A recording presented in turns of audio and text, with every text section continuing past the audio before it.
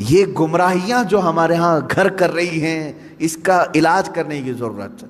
اعلیٰ حضرت رضی اللہ تعالیٰ عنہ نے شرطیں لکھ کر کے رکھی ہیں کہ کس سے بیعت کرو گے، کس سے نہیں کرو، کیونکہ سب سے زیادہ یہاں گرنے کے چانسز یہاں ہیں۔ یہاں اندھا دھند یقین کیا جاتا ہے، پیر کی بات پر ایسے آنکھ بند کر کے یقین کرنے کا رواج ہے ہمارے درمیان۔ اس لیے شیطان اس چور راستے سے اندر آتا ہے کہ سارے مریدین آمنا صدقنا کہیں گے۔ میرے عزیزو، یہ بات میں اپنے لیے بھی کہتا ہوں، آج اگر مجھ سے بھی کوئی بیعت ہے، میرے ہر اس مرید سے بھی میں یہ کہوں گا، اس وقت تک تمہاری بیعت قائم ہے جب تک میں شریعت پر قائم ہوں۔ جب تک میں شریعت پر قائم ہوں اس وقت تک تمہاری بیعت قائم ہے۔ اگر مجھے شریعت سے ذرا برابر ہٹا دیکھا، میری بیعت توڑ دو، بلکہ خود ٹوٹ جائے گی۔ یہ بات اس لیے عرض کر رہا ہوں کہ شریعت کے ترازو میں ہر ایک کو تولو۔ میں دوسروں کے متعلق نہیں کہہ رہا، مجھے خود تولو۔ جو مجھ سے بیعت ہوا ہے اس مرید سے بھی میں کہوں گا کہ شریعت کے دائرے، یہ نہیں کہ میرے پیر نے کہہ دیا آنکھ بند کر کے، جیسے آج کے لٹھو مرید ہیں کچھ، پیر صاحب نے کہہ دیا نہیں ہونا ہی ہے انہیں، نہیں، پہلے پرکھو اس کو کہ پیر نے اگر حکم دیا ہے تو رسول پاک کی شریعت کے مطابق دیا کہ نہیں دیا۔ مفتی اعظم ہند رضی اللہ تعالیٰ عنہ اپنے ایک مرید کو ٹکٹ لانے کے لیے بھیجے، اور وہ ظہر کی نماز قضا کر گیا۔ عصر کے ٹائم پر پہنچا تو سب سے پہلے مرید سے یہ پوچھا کہ ظہر پڑھی تھی کہ نہیں پڑھی تھی، ظہر تھی یا جمعہ کی تھی؟ اس نے کہا لائن میں لگا تھا، چھوڑ کے جاتا تو پھر لائن ٹوٹ جاتی اور ٹکٹ بھی نہیں ملتا، آپ کا چھوٹ گئی۔ تو آپ نے جلال کا اظہار کیا، ٹکٹ پھینک دیا۔ یہ پیر و مرشد ہے۔ اور مرید سے یہ کہا تو نے اتنا بڑا گناہ کیا کہ میری فرما برداری کرنے کی غرض سے اللہ کی نافرمانی کر گیا۔ یہ ہوتا ہے پیر۔ ہمیشہ یہ یاد رکھنا کہ پیر کی حکم بجاوری کے غرض سے کہیں ایسا نہ ہو جائے کہ اللہ کی نافرمانی ہو جائے۔ نمبر 1 سب سے پہلا ہمیں جو پرائیورٹی دینی ہے وہ رب ذوالجلال کی ذات ہے۔ حتیٰ کہ میں نے ایک روایت یہ بھی سنی، بڑے بزرگ عالم دین ہیں، میرے والد گرامی خود سرکار مفتی اعظم ہند سے بیعت فرماتے ہیں، ایک بار آپ تشریف لائے تھے ایک مدرسے میں، نماز پڑھ رہے تھے ظہر کی، گرمیوں کے دن تھے، علامہ صاحب نے بھی اس کو بیان کیا ہے۔ فرماتے ہیں کہ پیچھے وہ پنکھا لے کر کے جل رہے تھے، گرمی ہو رہی ہے، نماز پڑھ رہے تھے۔ مفتی اعظم ہند رحمۃ اللہ تعالی، میں سچے پیروں کی بات کر رہا ہوں میرے عزیز، سلام پھیر کر کے اس کا پنکھا کھینچا اور پھینک دیا اور کہا کیا کر رہے ہو؟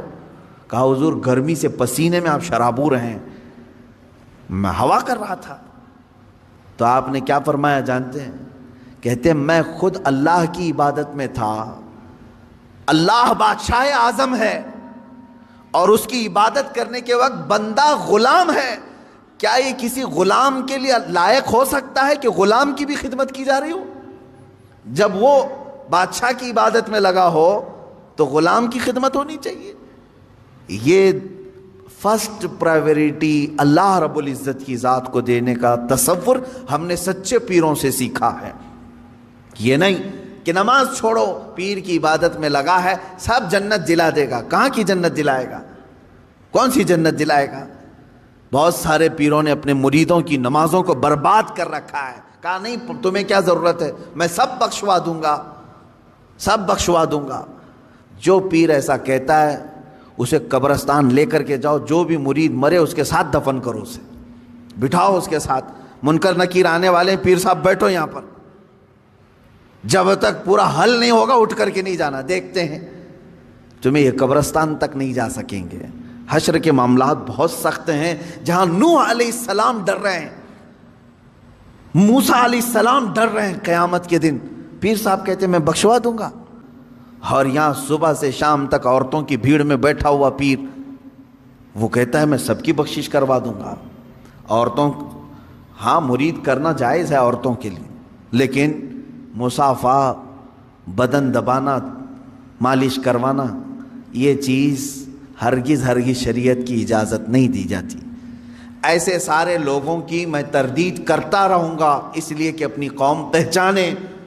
تم اپنے جسم کے علاج کے لیے جو ڈاکٹر ڈھونڈتے ہو، اچھے سے اچھا ڈاکٹر ڈھونڈتے ہو، MBBS چاہیے، MD چاہیے، اور اپنے روح کے علاج کے لیے جھولا چھاپ، جس کی کوئی شریعت میں علم بھی نہیں، ایسے پیر کو ڈھونڈ لیتے ہو جو تمہاری طبیعت اور تمہارے روح کا علاج کرے گا۔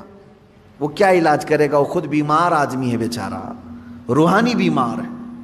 ہاں، جو روح کا بادشاہ ہوتا ہے، تم اس کو دیکھو گے کہ وہ نمازوں کے لیے دوڑ رہا ہوتا ہے، اپنے مریدین سے کہتا ہے تنبیہ کے ساتھ، کچھ بھی چھوٹے لیکن اللہ کی عبادت تم سے نہ چھوٹے۔ وہ پیر صحیح ہے جو تمہیں رب تعالیٰ تک جوڑ دے، یہ نہیں کہ تمہیں اپنی دکان تک جوڑ دے۔ یہاں پر سب آتا رہے، سب تم چلتے رہو، سب ٹینشن فری ہو کر کے جیو۔ کچھ مرید ایسے بھی ہیں، وہ سوچتے ہیں پیر صاحب کے پاس ہم نذرانہ ہدیہ بھیجتے رہیں گے تو ہمارے لیے دعائیں بھی کرتے رہیں گے، ان کا سایہ بنا رہے گا اور ہمارا سب چلتا رہے گا، کچھ بھی بلا نہیں آئے گی، مصیبت نہیں آئے گی۔ یہ سب جاہلوں کے پیدا کیے ہوئے معاملات ہیں میرے عزیزوں، جاہلوں کے ہیں۔ صحابہ کرام سے بڑھ کر کے مرید کون تھا؟ میرے آقا صلی اللہ علیہ وسلم سے بڑھ کر کے پیر کون تھا؟ اس کے باوجود رسول کریم صلی اللہ تعالیٰ علیہ وسلم سے صحابہ کرام کے اتنے گہرے تعلق کے باوجود مجھے بتائیں کبھی کسی صحابی کو حضور نے کہا ہو چھوڑ دو نمازیں، میں ہوں نا؟ کسی سے کہا ہو؟ عام صحابہ کی تو بات تو چھوڑیں، حضور نے خود سیدہ کائنات فاطمہ الزہرا رضی اللہ تعالیٰ عنہ سے کہتے ہیں، اے فاطمہ، کیا کہتے ہیں؟ اعملی لا اغنی عنکی شیئا، تو اپنے عمل میں پوری ہو، سارے عمل پوری کرتے رہنا، یہ مت سوچ کر کے بیٹھنا کہ میں تیرے لیے سب کچھ کر دوں گا، میں تیرے لیے سب کچھ کر دوں گا، یہ سوچ کر کے عمل سے دور نہیں ہونا۔ حضرت فاطمہ کو جب حضور یہ کہہ رہے ہیں تو کون سا پیر ہے جو اپنے مریدوں کو نماز کی چھٹی دے رہا ہے؟ آؤ سب قوالی میں بیٹھو، نماز معاف ہو جائے گی، ہے؟ آؤ یہاں گانے باجے بھنگڑے لگتے رہیں، تمہاری نمازیں جاتی رہیں۔